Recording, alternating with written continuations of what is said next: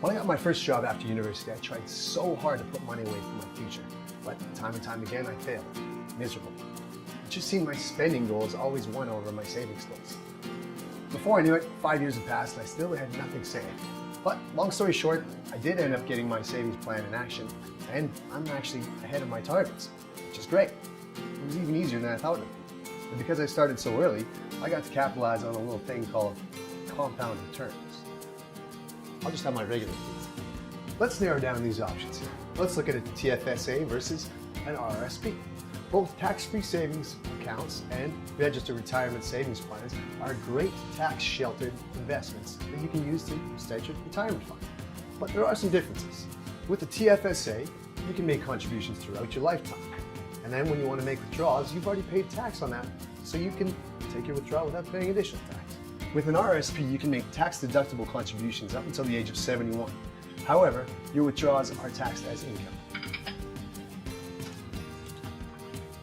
Many people don't realize this, but TFSAs are not your run-of-the-mill savings account.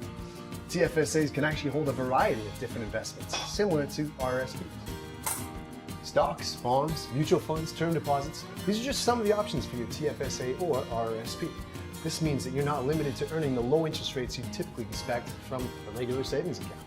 One other thing to consider when deciding whether to open a TFSA or RSP is how your tax rate at retirement compares to your current tax rate. If your expected tax rate at retirement is lower than your current tax rate, then the RSP is likely the better choice.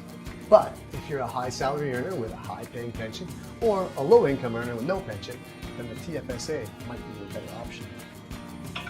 So what it really boils down to is trying to determine which income tax bracket you're currently in, which bracket you'll be in throughout the course of your career, and which tax bracket you'll be in during your retirement.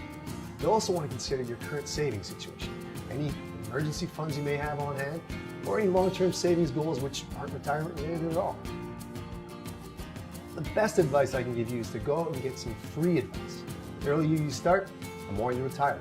Even small contributions now will compound surprisingly large over time. Trust me, the benefits of doing this will pay off.